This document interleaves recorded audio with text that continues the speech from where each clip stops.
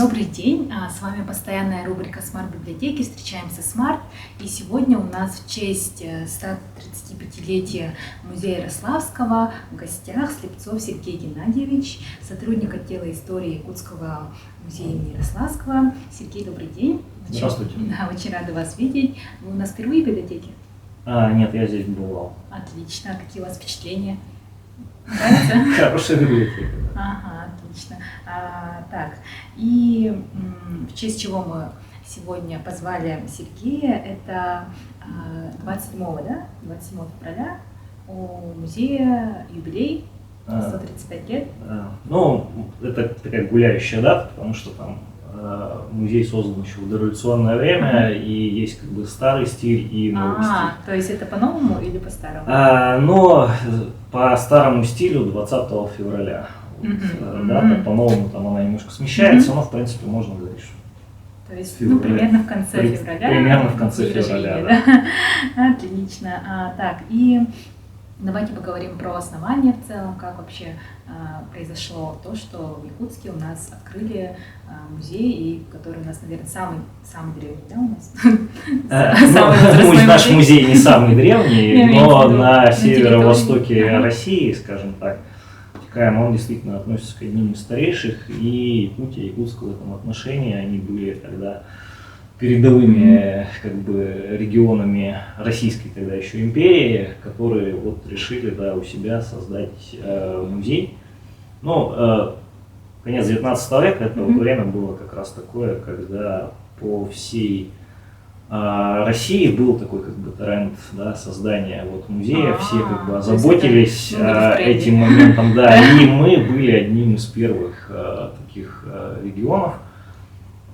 Конечно, нам не угнаться куда-нибудь за Нижним Новгородом, каким-нибудь условно, говорю, или тем более Москва и Петербург, у них там еще в 18 веке музеи, в Москве, скажем, создавались, но мы были, тогда в музейном тренде, так скажем, одни из первых все музеи земли. Ага, то есть правда, что впервые решили открыть музей из-за одного экспоната? Есть такой факт, что череп быка, нашли на территории, и он был первым экспонатом, и вокруг этого экспоната вообще начали строить музей, начали собирать фонд. В каком-то смысле это действительно так. Это такая легендарная находка была сделана в Вилюйске в 1786 году, когда простой охотник на берегу реки Вилюй нашел череп животного, которое в те времена уже не существовало. То есть это за год до открытия? Это за год до открытия, собственно, это повод. То есть, вопрос уже назрел к тому моменту, естественно, тут передовые люди задумывались о музее, но там момент в некоторой степени курьезный был, потому что этот череп, его передали по начальству, там была такая цепочка, значит, этот охотник, он отдал этот череп вилюйскому исправнику, тот по начальству доложил, и оказалось, что крайний в этой цепочке Якутский областной статистический комитет, которому вменяли в обязанность эти такие диковины, передавать в разные места были, но не в Якутске. По идее, если дальше по этой цепочке проходить, то этот череп должны были в Иркутск везти. Но у статистического комитета не было денег. Понятно. То есть, если бы были деньги, они бы его отправили, скорее всего, но денег не было, и глава этого комитета, вообще тоже легендарный человек, на самом деле, незаслуженно забытый сегодня, это Андрей Иннокентьевич Попов, родом из якутских казаков, очень передовой человек, как раз, который был вообще во всех трендах возможных того времени, то есть он перечислять его вклад вообще в развитие Якутии нужно очень долго, но музей это одно из главных его детищ. Он как раз предложил, что не надо никуда отправлять такие находки, надо их оставлять здесь, а для этого создать музей. С этого все и началось. То есть, почему в итоге не имени Попова музей? Вопрос. Это очень хороший вопрос. на самом деле, ну, это как бы такой вопрос, да, должен быть обсуждаемый. По идее, возможно бы, если бы у нас продолжалась бы Российская империя, то, может быть, бы музей назвали как бы именем Попова. То есть уже при Советском Союзе... Да, то имя, которое носит музей сейчас, имени Ярославского, это уже после революции, в 1924 году музею было присвоено имя Ярославского. Это уже как бы немножко другая, да, история, продолжение истории музея. Понятно почему, собственно, да, Емельян Ярославский – это политический ссыльный, который так совпало, он работал в музее до революции, с 1915 по 1917 год. Он внес на самом деле тоже значительный вклад в музейное дело, несмотря на то, что он немножко как бы в другую... Его к нам направили, он уроженец Читы, вообще он в Чите родился, то есть тоже сибиряк в какой-то степени, в общем, он еврей по национальности, насколько это к делу относится, и член партии РСДРП, фракции Б, то есть большевиков. И поскольку вообще политических ссыльных в музее работало, там все служащие они были политические ссыльные. Ярославскому в какой-то степени повезло, что он, во-первых, член партии большевиков был, а во-вторых, после как бы революции, еще до революции на самом деле, он как бы к верхушке партии, он в руководство партии входил.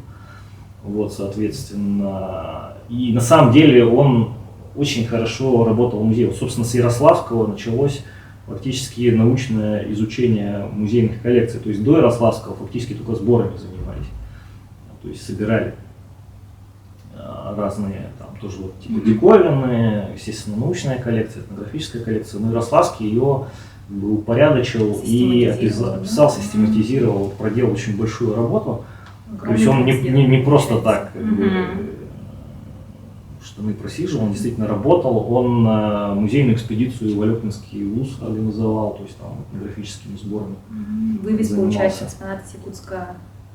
Нет, наоборот, он в Алепинский округ поехал за экспонатами, сборами. Понятно. И что там было, какие там были? Он как бы по образованию, насколько я понимаю, он больше такой естественно-научный был, то есть он занимался сбором природных ископаемых, гербариями. Собственно, коллекция Ярославского, она до сих пор хранится в музее, естественно, ее уже недавно выставляли. А после революции, соответственно, он в числе руководителей советского государства, собственно, оказался. И, естественно, когда в 20-е годы встал вопрос о возрождении музея, музей там в очень нехорошем состоянии находился в начале 20-х годов. Его как бы там начали создавать. Причина какая? Революция, гражданская война, разруха, не до музея. Музей в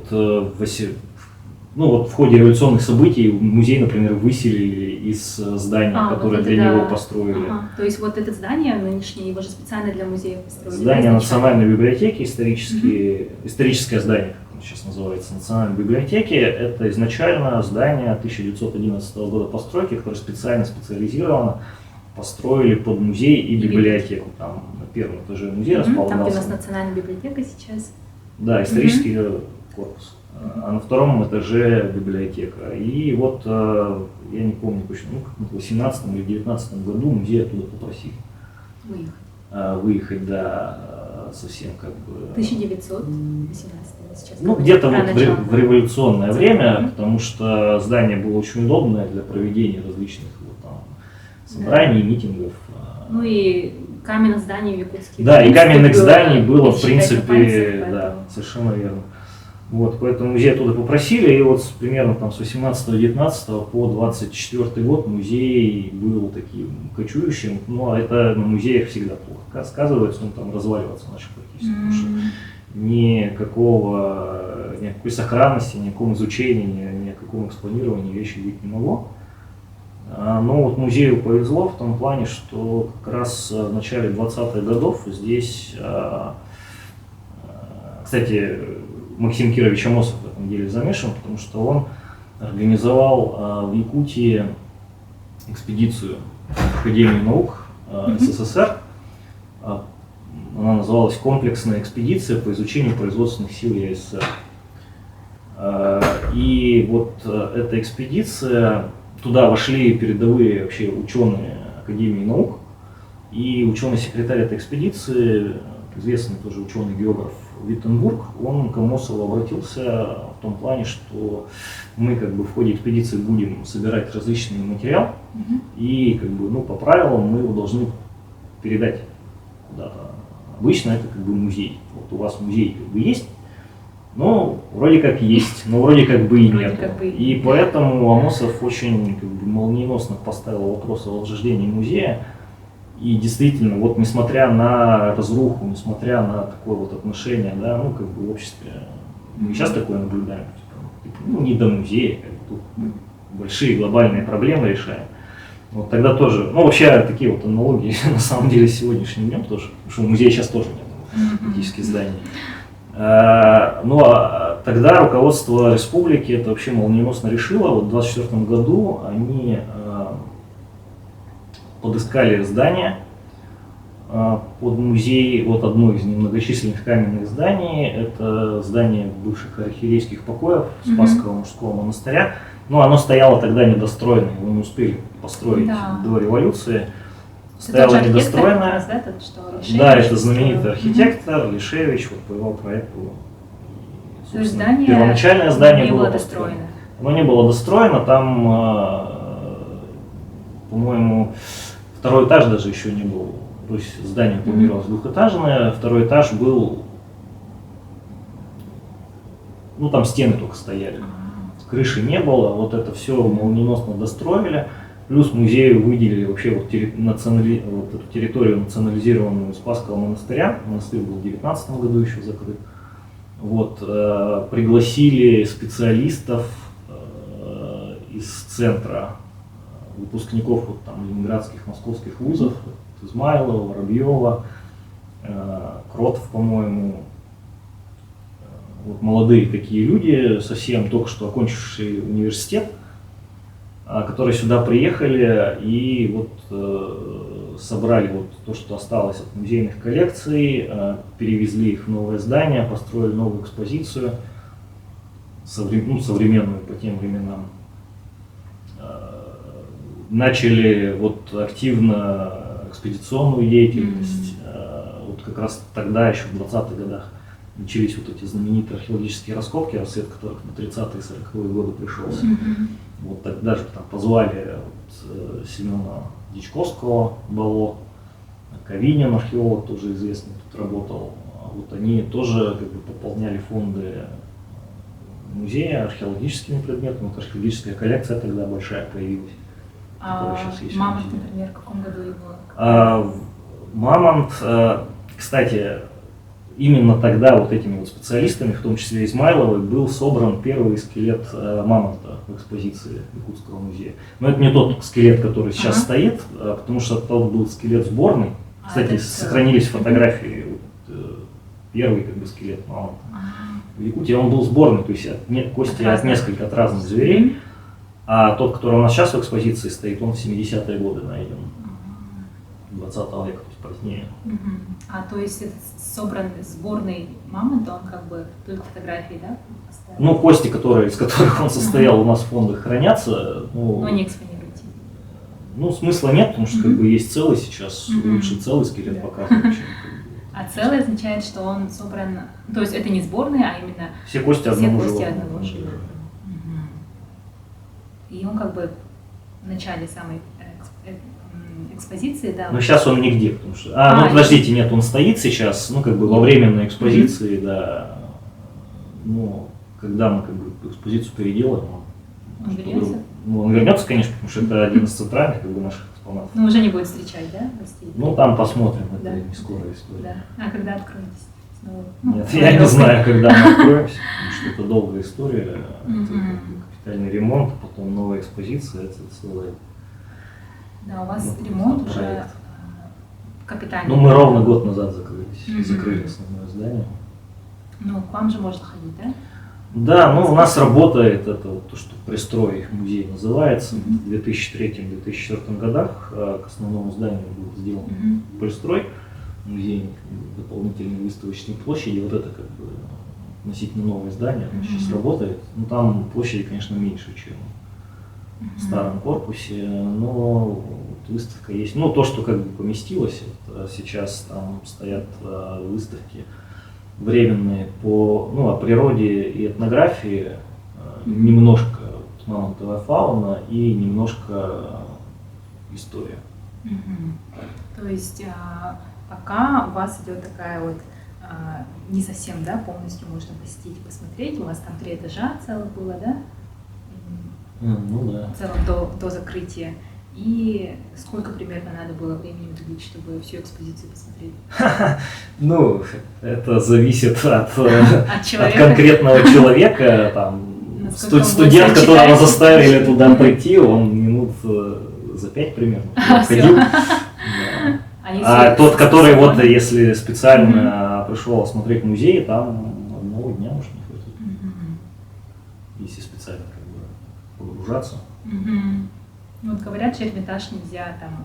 Ну, я не сравниваю наш музей с Эрмитажем, как бы ни в плане площади, ни в плане коллекции, но по идее одна из задач музея, которая перед ним стоит любого, это то, чтобы к нему посетитель возвращался снова и снова. То есть нет такого, что ты пришел, как бы посмотрел музей и все, там, тебе в жизни больше не надо туда приходить, ты же все видел. Вот, такого музей не должен допускать. Музей должен делать так, чтобы каждый раз должны были приходить одни и те же посетители заново, чтобы что-то досмотреть, может там какая-то выставка открылась, может что-то в основной экспозиции досмотрел, там разные интересы. Ну, там в один период жизни тебя, там, если тебе 5 лет, то тебе там интересно там чучела животных, например. А если тебе там, ну, ты среднего там, или пожилого возраста, там, тебе интересно, например, посмотреть, как там было во времена твоей молодости, например. Или, ну, или вообще как бы люди вот, историей интересуются. А наш музей – это единственный фактически музей с историческим профилем в городе Якутске. Да, я помню, как я впервые там побывала, и как раз мне интересно было на чучело посмотреть. Ну, лет 5, наверное, мне как раз было, и я очень хотела погладить волка. Но мне сказали, что он кусается. Да, в музеях как бы лучше не гладить. Ну вот да, музей как бы он такая есть у него особенность, экспонаты в музее лучше не трогать, потому что как бы музейные сотрудники злобные, да, не дают, а потому что, опять же, одна из главных функций музея, прописанные у него вообще там во всех уставных документах и в законах федеральных, это сохранение вещей. Ну и там, грубо говоря, если один человек потрогает, может быть, ничего с экспонатом не случится. Хотя тоже зависит от экспоната. Некоторые там и один раз потрогать достаточно, чтобы там он разрушился. А вот у музея там пропускная способность может быть там до 1000 человек в неделю. И если 1000 человек потрогает, то там в камне можно дырку протереть. Не то, что на волк. Так что есть свои особенности. Да, так, а сейчас, например, в пандемию у вас как работа шла, деятельность онлайн? Были ли какие-то у вас экскурсии, да, я видела у вас много видеоконтента было в музее? Да, ну музей как бы, ну перед всеми музеями вообще, не только Якутии, вообще не только России, вообще мира, да, стала такая проблема о переводе своей деятельности в онлайн, хотя, конечно, музей это про подлинность и посещение в первую очередь, поэтому музей всегда надеется, что это как бы временная такая вещь, когда полностью переводится деятельность музея в онлайн, ну, слава богу, таких как бы периодов было, ну, самый, да, известный всем, хорошо запомнившийся, это весна 2020 года, когда там на несколько месяцев был закрыт музей вообще полностью. И, естественно, да, пришлось вот на 100% переводить деятельность, ну, как бы взаимоотношения с посетителями в онлайн формат. И да, это всевозможные онлайн экскурсии. То есть мы старались свою экспозицию показывать даже, когда двери музея были закрыты. Вот, проводили для всех вообще категорий населения. Ну, в первую очередь для детей, конечно, а так и для взрослых, и для каких-то конкретных заинтересованных тематических групп. Вот такое явление, как онлайн-выставки, стали популярны. Ну, все музеи, в принципе, этой деятельностью, вот то, что мы занимались в пандемии, они все занимались, и мы в том числе, и до ограничений. Ну, просто во время пандемии их пришлось увеличивать. Ну, как бы других как бы вообще вариантов не было. Вот, поэтому это онлайн-лекции. Вот у нас, например, мероприятия ежегодные, это музейный пикник и ночь музея, день музеев 18 мая. Вот, полностью, как раз это вот весна, да, майские дни, нам пришлось вот полностью проводить в онлайне. То есть там мы проводили фактически те же мероприятия, что и офлайн мы проводим каждый год. То есть это лекции, экскурсии, встречи с интересными людьми, какие-то обсуждения, концертные номера. Ну, все это вот проходило в онлайн формате тоже.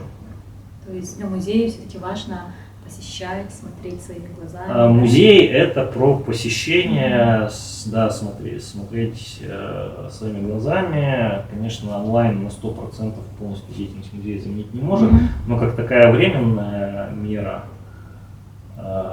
и, как сказать, опять же, вот музей, ну, на самом деле, вот внутри музейные, да, обсуждения шли по поводу мультимедиа и до пандемии, разумеется, и вот как бы там такой вопрос был, типа, может ли заменить онлайн посещение музея, потому что такие проекты, опять же, были до 2020 года, и онлайн-экскурсии и тому подобное, но музеи всегда отвечали, что как вот такие мероприятия возможны для того, чтобы заинтересовать вот посетителя, да? Чтобы он посмотрел и захотел прийти, как бы посмотреть своими глазами. Вот для этого онлайн очень хорошо подходит, действительно. И на самом деле, вот как только ограничения отменяют, да, посетители приходят и даже в какой-то степени увеличивается посещаемость, потому что вот люди, как оказалось, да, скучают по таким форматам. Ну и действительно, мультимедиа, да, оно в наше время, оно несколько приедается. Вот у всех, да, есть как бы сейчас в кармане возможность куда-нибудь зайти, в тот же там какой-нибудь лондонский музей, да, но это не заменит, когда своими ногами приходит. Глазами посмотреть на все это да. Бесценно. И получается все-таки, что пока музей закрыт, да, на ремонт здания, да, у вас капитальный ремонт, это как-то связано с пандемией, то есть вы решили как-то подстроиться, или это было запланировано заранее, что у вас в прошлом году? Музей хотел ремонт еще с середины 10-х годов. В 15-16 году уже вопрос о ремонте начал подниматься. Вот, ну так что это скорее совпало так, как бы закрытие. Оно в какой-то степени даже и хорошо, потому что, ну, нет худа без добра, да, он так как бы был бы закрыт, а так еще и ремонт. А каково в историческом таком здании работать, функционировать? Он изначально ведь не был приспособлен к тому, чтобы там хранились редкие экспонаты, которые требуют ухода за собой. Ну, наверное, сложно, да, в этом плане хранителям, которым нужно соблюдать и температурный режим, и у нас в целом погода в Якутске любит и по жаре ударить, и по холоду. Да, в какой-то степени так, но даже если бы он был специализированно построен, проект начала 20 века, он современным как бы требованиям не может удовлетворять на 100%. Здание все-таки приспособленное действительно и действительно не совсем соответствует условиям хранения. Ну, как бы печально, но это такой как бы момент, от которого никуда не деться. Опять же, очень многие музеи находятся в зданиях исторических, неприспособленных изначально под музейные требования, тем более современные музейные требования, которые там вообще очень жесткие, достаточно, ну, как бы единственные в этом смысле. И опять же, можно как бы успокаивать, что есть как бы музеи в гораздо худших зданиях, там, в гораздо худших условиях, я имею в виду, что, опять же, Лондон, Тауэр, например, это же музей сейчас, а вообще это крепость средневековая. Да. там, какого-то, там, не знаю, 14-15 века, кто думал, что там в 21 веке музей будет. Да. Вот. Поэтому ну, как-то надо приспосабливаться, выходить. Ну, я как музейный сотрудник не отказался бы от нового корпуса музейного. Послушаю в этом вопросе, скорее всего. Ну, я думаю, в будущем в любом случае это случится. Ну, в будущем, да, как бы жить в это время прекрасно. Да.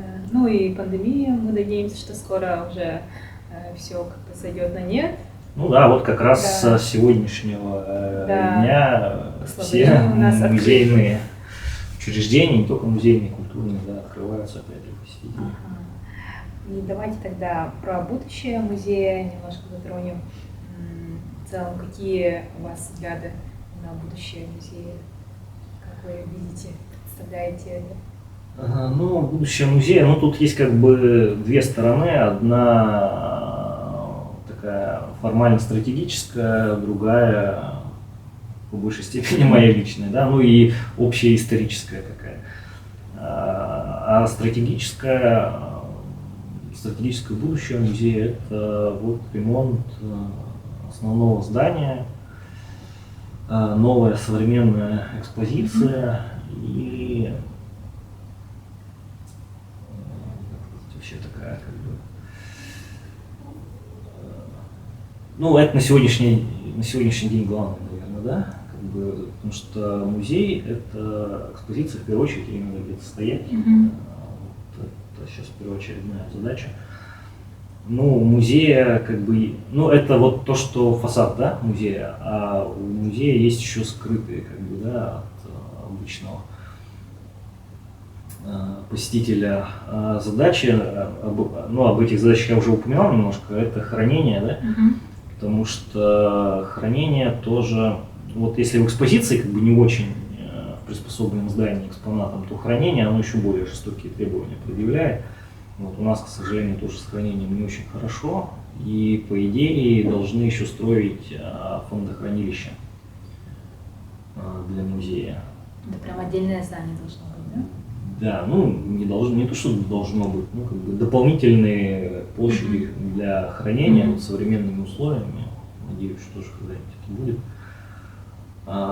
Вот, ну это вот основное.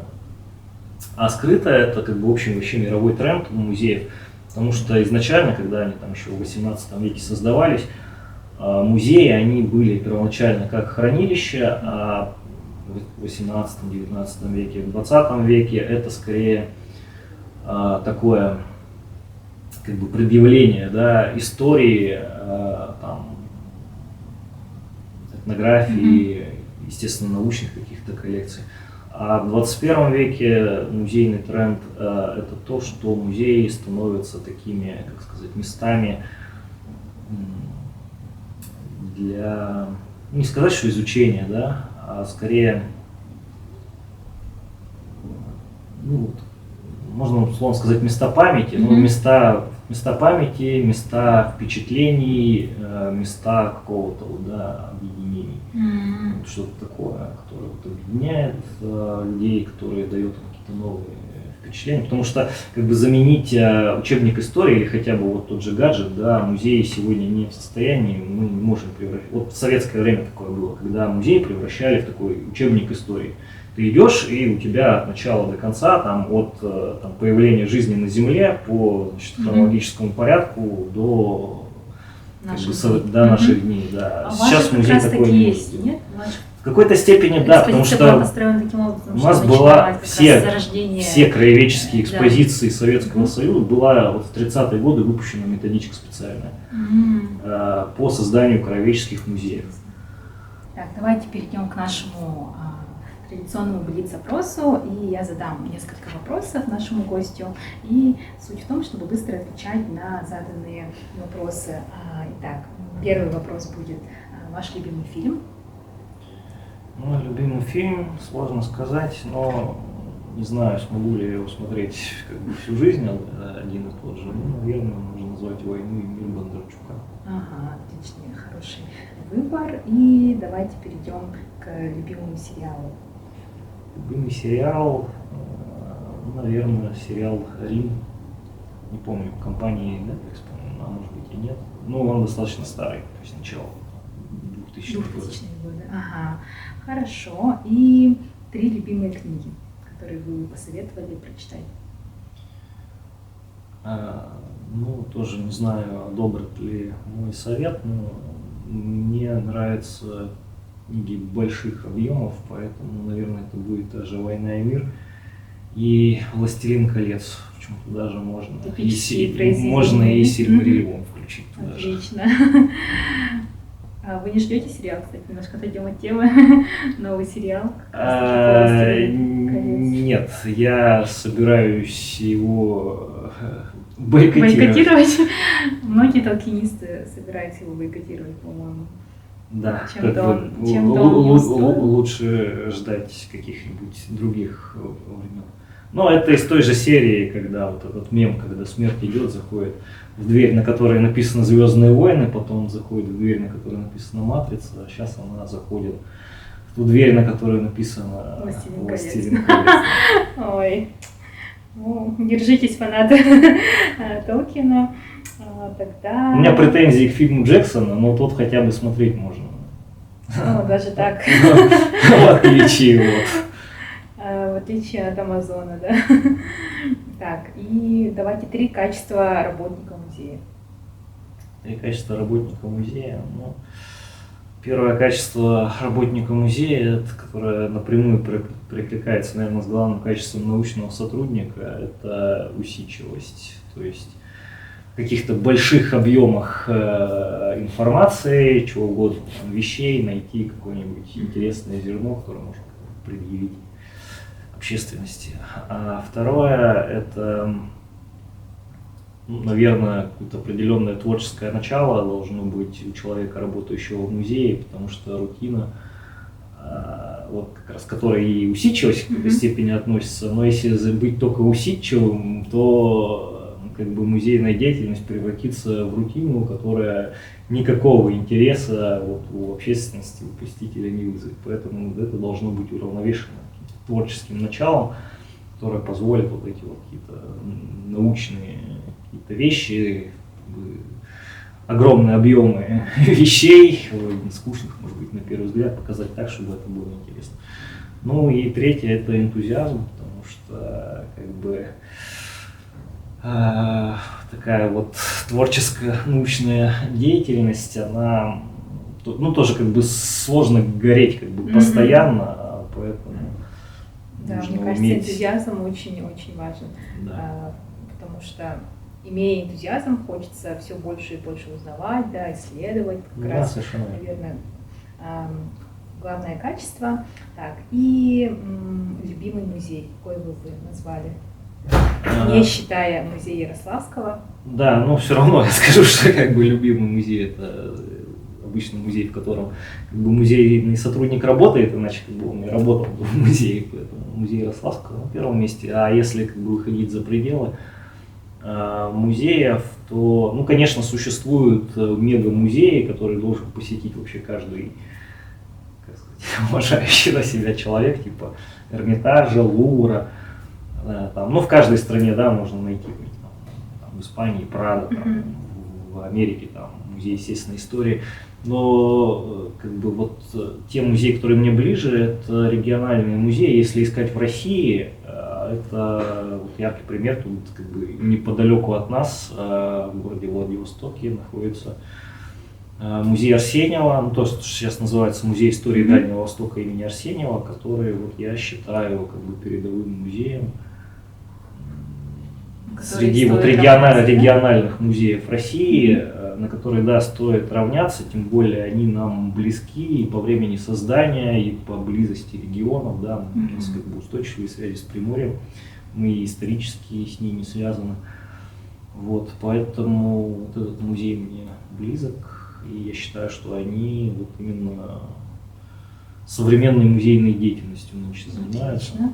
Хорошо. И последний вопрос. Любимое блюдо национальной кухни? Любимое блюдо якутской национальной кухни, да, очевидно. Ну, наверное, надо сказать, строганину. Супер выбор. Ну что ж, давайте подведем итоги нашей встречи. Огромное спасибо Сергею за то, что вы согласились прийти и дать нам интересное интервью. И Пожалуйста. желаю процветания вашему музею, желаю дальше нести в массы историю, культуру нашего края. И, конечно же, поздравляю еще раз с юбилейной датой, 135 лет. Это солидный возраст для музея, любого музея и во всем мире, мне кажется, это дата. Ну, да. Основание очень солидное. Так, и давайте попрощаемся с нашими зрителями. Всем спасибо, что вы были с нами. Всем до свидания.